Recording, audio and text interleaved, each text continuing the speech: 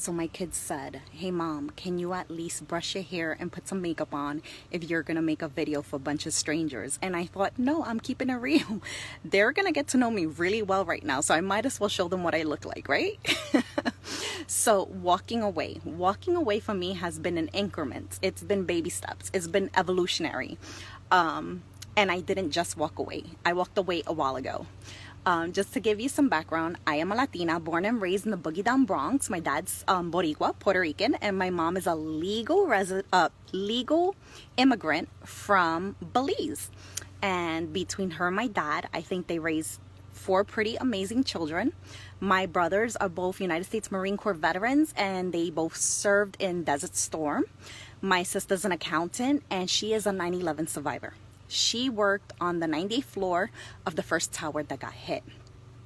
And I survived running the streets in the Bronx. Kidding. So I guess my first big disagreement with my dad was when I turned 18.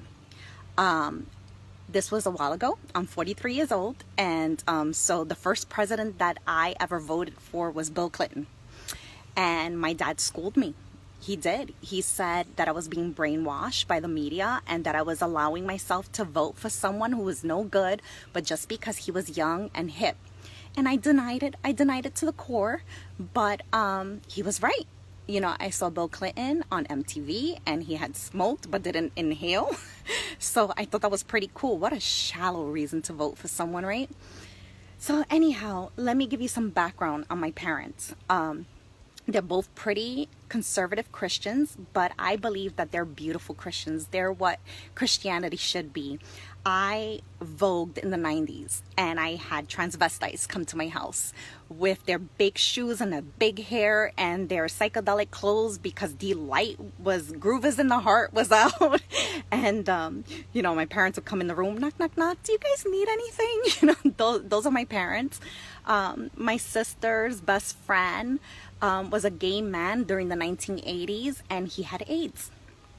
And his family did not want him. It was taboo to be a gay man in the 80s dying of AIDS. But my parents took him in and he died in my home. And those are the people who raised me. Beautiful, conservative people with a big open heart. But even with that solid foundation, I let the osmosis of New York City seep into me and mold my thinking, you know? And I thank God for my parents because I think it is that true foundation that allowed me to seek truth and finally get to where I'm at. I turned back to my roots. But in the middle of all that, I lived the liberal life. I worked in the music industry. I was the manager of the first hip hop label, Fever Records and Fever Nightclub. And I lived a pretty liberal lifestyle. And a lot of my choices were liberal. And, you know, I was one of those knuckleheads that thought I would never personally have an abortion, but it's okay if you do. And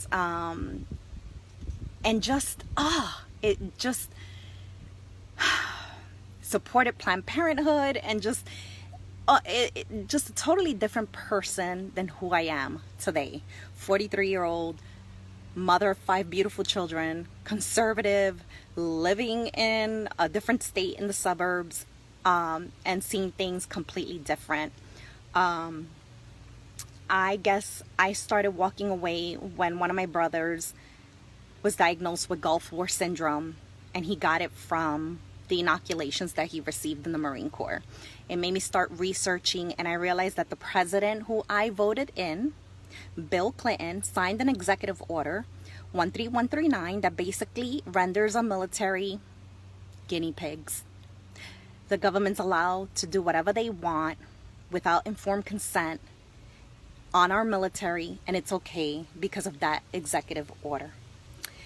And so that was my first And then my second son was injured by the MMR vaccine. He swelled 3 times the size. He got his first asthma attack. and he broke out in a rash from head to toe and was inconsolable.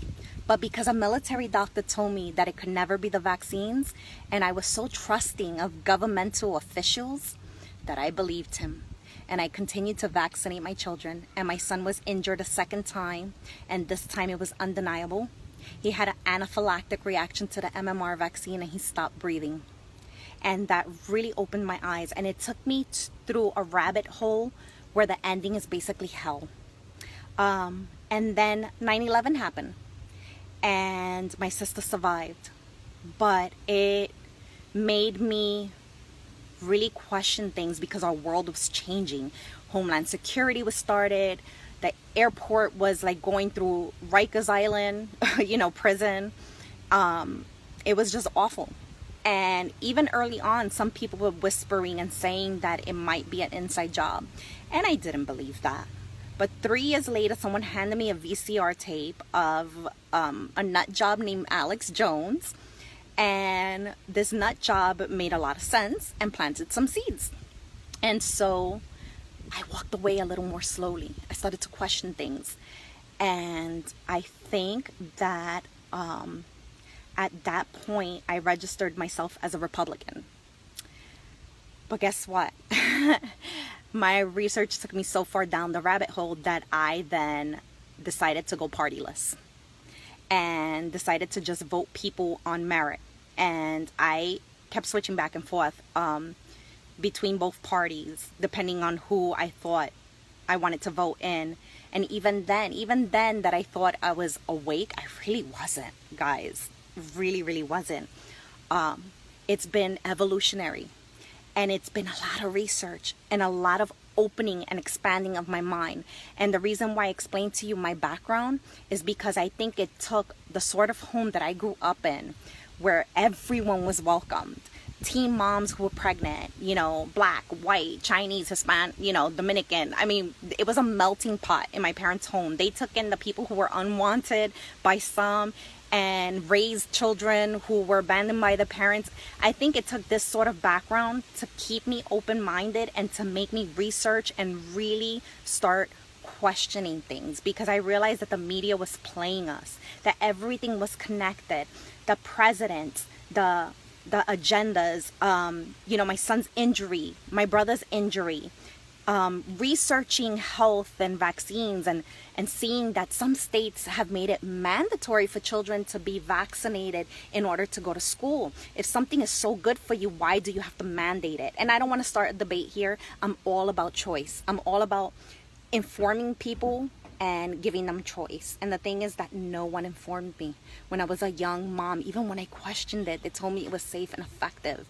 And I guess all those things, health, the pharmaceutical industry, the politics, celebrities, because coming from a world where I worked in a world of celebrities, hip-hop singers, and then I switched over to the Latin scene, and I'm not going to mention names, but I worked for some really big Latin artists, and I got to see that world too.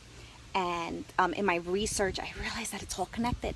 The elites, the cabal, CPS, vaccines, pharmaceuticals, money, greed. I mean, it's a big rabbit hole. And the thing is that society, we're normal working people. A lot of us, I'm blessed to be a stay-at-home mom. My husband works, and we have a beautiful home, and I get to stay home with our children. We sacrifice a lot. So I don't want anyone to think that I'm privileged. I've been called a privileged white person. One, I'm not white. Second, I'm not privileged. My husband and I have busted our behinds for everything that we have. And we sacrifice a lot. But I lost my train of thought. But my thought, I think I was going with a lot of people, division. The media tries to play us and divide us. And people who meet me now and see me as a conservative Christian, stay-at-home mom, homeschooling mom of 5, they automatically assume things about me. They think that I'm hateful, that I'm homophobic, that I was born with a silver spoon in my mouth. It's so ridiculous. And knowing my roots, knowing that I was born and raised in the Bronx by 2 hardworking people, knowing the type of home that I came from, it kind of pisses me off that people assume that I'm privileged. But I guess what I want people to take away from this is that the first steps to walking away is educating yourself. Whatever it took to open your eyes, tap in on that and delve into other realms, because you will see that it's all connected, and a lot of what we've been told are lies. A lot of it. I have a background in the medical industry. I'm a lactation consultant. I worked for the health department. I went to nursing school. And what I've realized is that Big Pharma has their dirty little hands in a lot of things, in textbooks, in what we're taught. They support wings in hospitals. If there's money, there's a possibility of getting in there. This is how formula companies were able to get their formulas into goodie bags that are handed out to new parents. Everything has a purpose. Everything is done for a purpose. And I guess what I want people to take away from this is that if a kid from the Bronx who grew up and was raised in the ghetto can get out, can open and expand her mind, and can see things for what they really are, so can you. So can you. We can all do it. And we don't have to love each other's choices. And we don't have to agree on everything, but we can love one another as human beings. And we could come to common ground, and we could work together to bring a beautiful and brighter future for all. That's the thing. We don't have to be divided. Just because I voted for Trump doesn't mean that I agree with everything he says. I don't follow anyone blindly. Just because I voted for Trump doesn't mean that I'm privileged. Just because I'm a Christian doesn't mean I'm homophobic. I have gay cousins who I love. I grew up voguing, and I grew up with a gay man living in my home. You know, like, just because we are certain things doesn't define the whole of us as a person. So I guess my video is that we can all come from different walks, different views, and still walk away, and still hold our hands together, and still fight for good and for a good country. God bless. My children found me.